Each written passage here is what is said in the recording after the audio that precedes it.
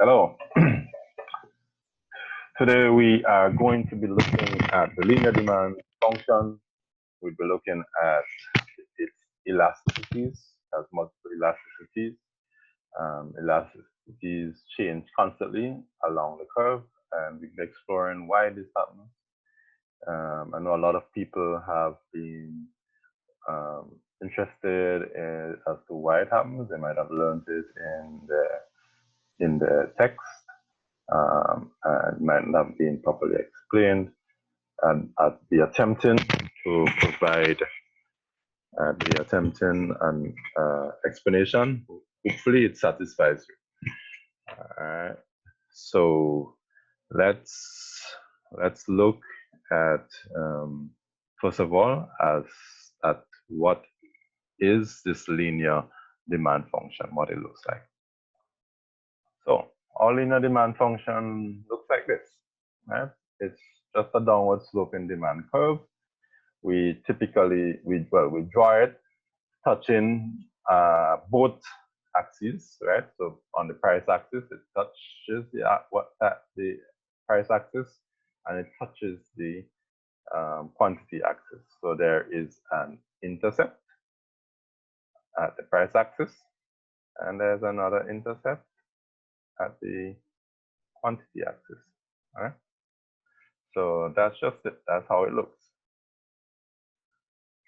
Now, any line can be represented as an equation. All right. So we can represent this line as an equation. Well, this equation says that the dependent variable, the variable on the left-hand side is the quantity. And it says that the quantity is equal to some constant, all right, called A, all right, whatever that is supposed to be, doesn't matter, all right, and it has a slope of minus alpha p, all right, and p is what you call the independent variable, all right. So the typically in maths, we like to put our functions in a way that the variable that is on the left-hand side is actually the variable that we're going to put on the vertical axis. So what I'm going to do is to rearrange this function. So we're going to put p on the left-hand side, because we like to have the thing that is going on the vertical axis on the left-hand side of the equation. All right, so I'm going to take this same equation and just simply make p the subject of the formula. All right, so when we do that, it's quite easy. I didn't show the steps, but it's pretty easy. Anybody with basic high school maths could do it.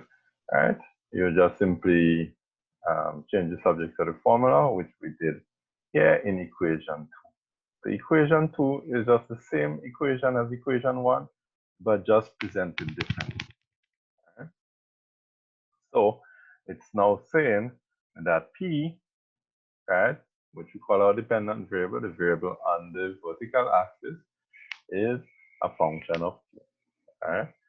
And the functional form is that there is some intercept, right, a over alpha, and it has a slope of minus 1 over alpha. Right? So if we put that information on the graph, right, we have, this is the p-intercept here. And so you find the p-intercept by taking equation 2. You find that intercept by putting in 0 into the independent variables. If I substitute a 0 into this q, all right, and I work it out, this whole thing would drop out. And the intercept is just a over alpha. And then if I want to find the intercept on the q-axis, I use equation 1.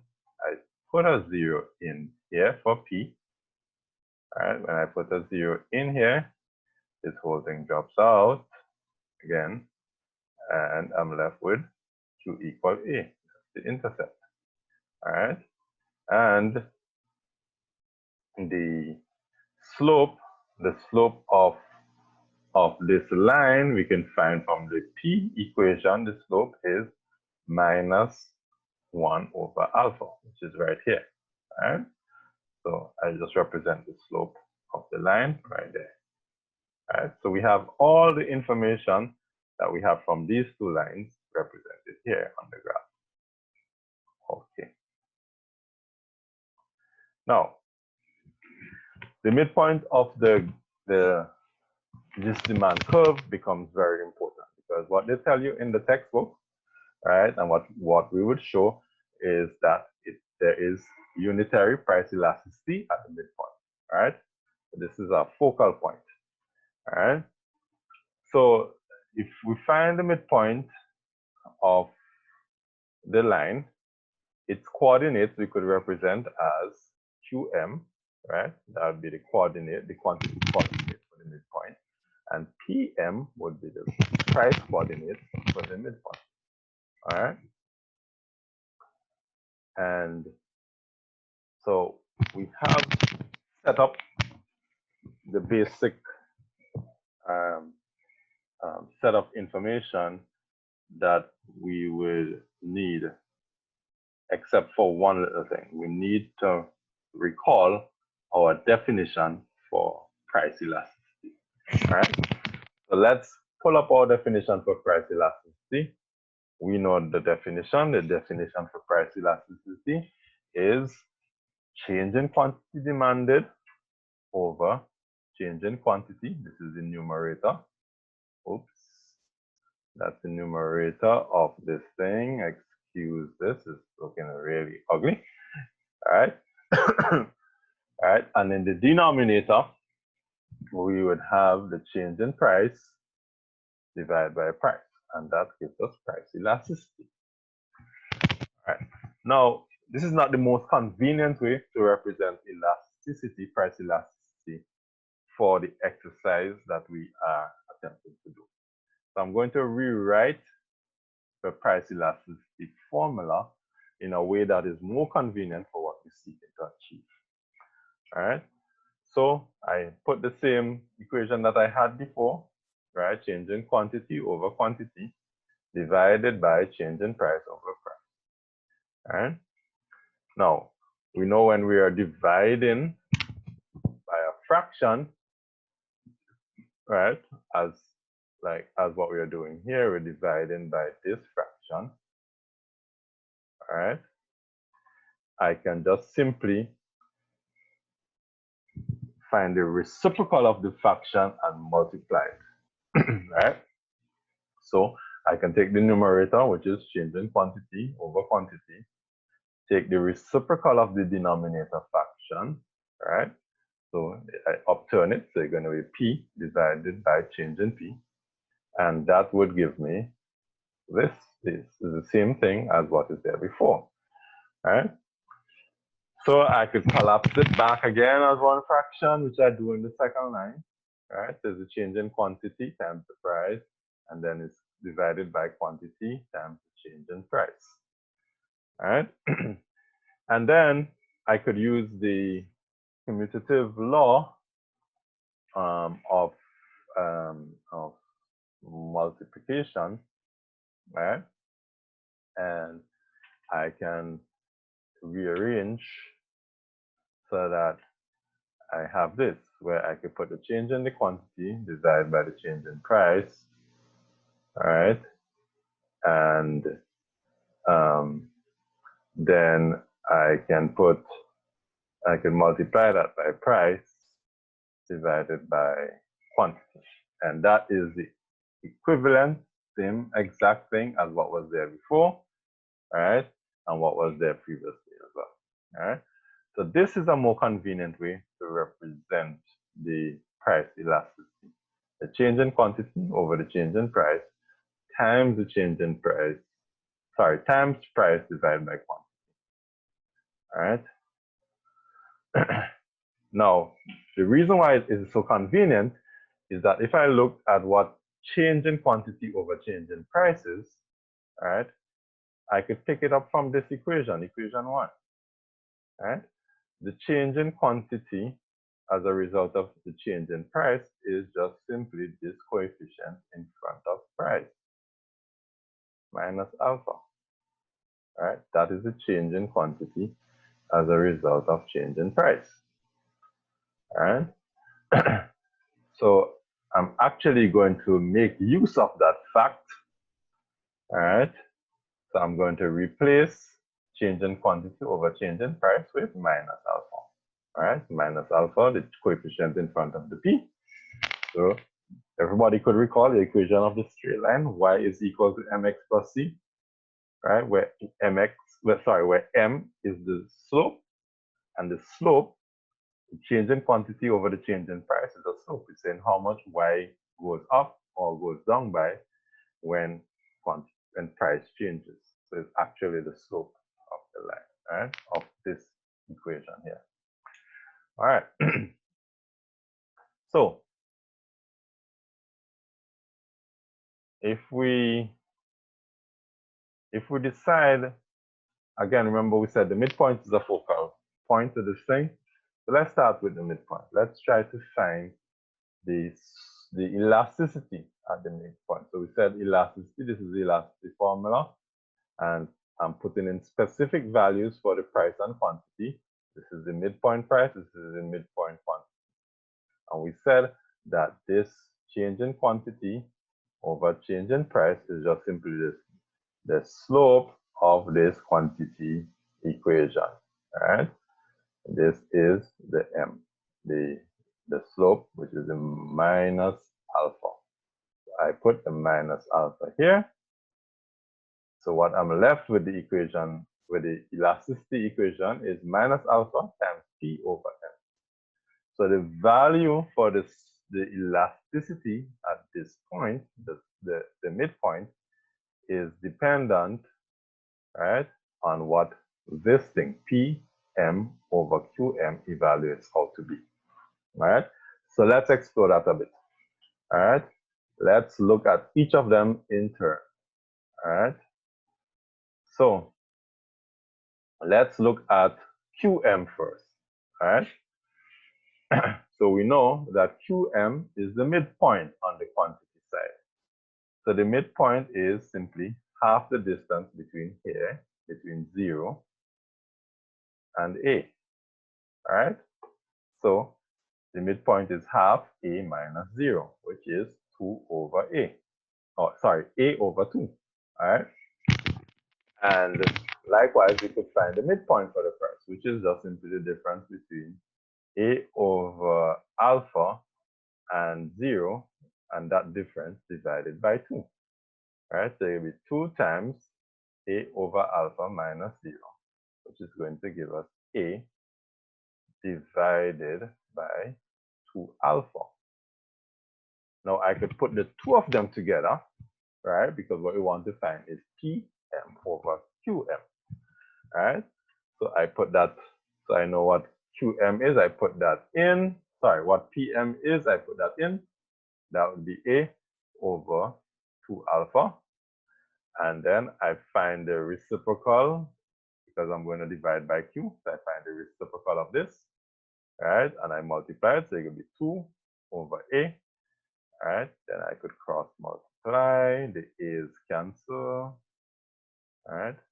The 2 would cancel, right? And we would be left with 1 over alpha, right?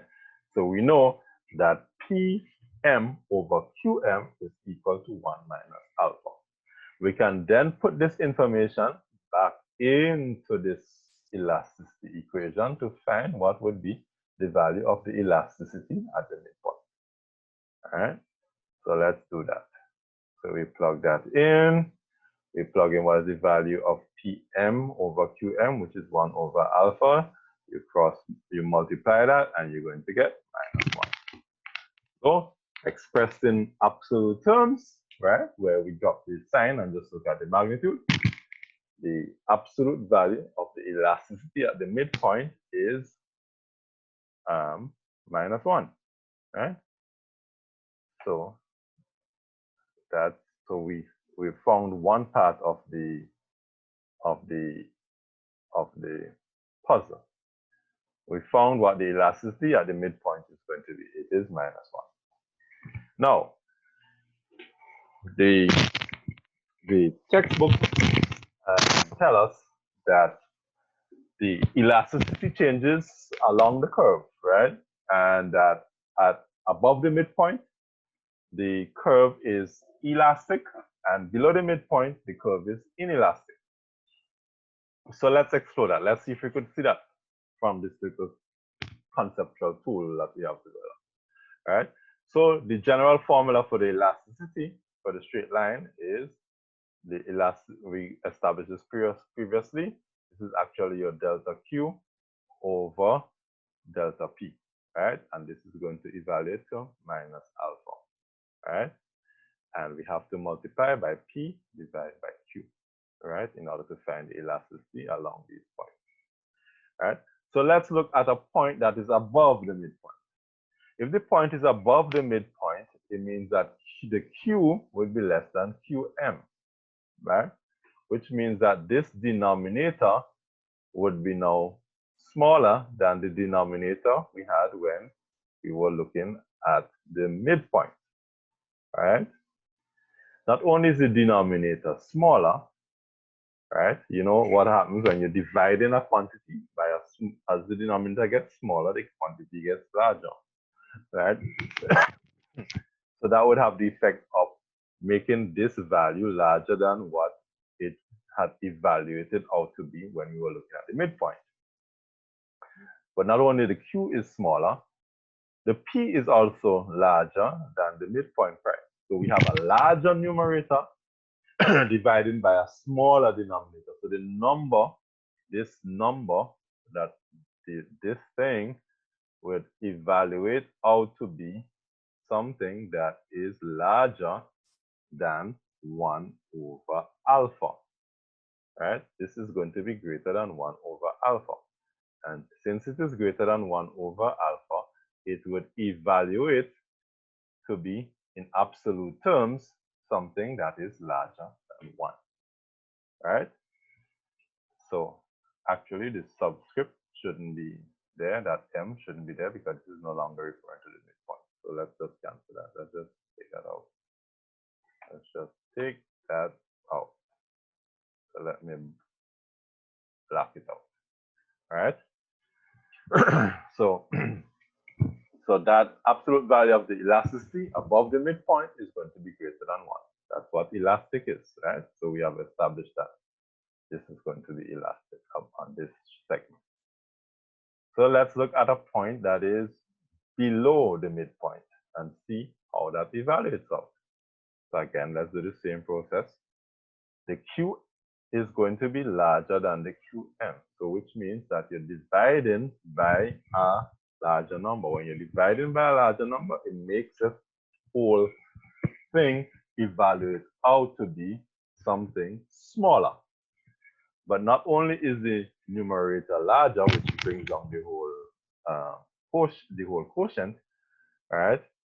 The price is also smaller. So you have a smaller number divided by a larger number, which is going to ensure that this thing evaluates out to be less than.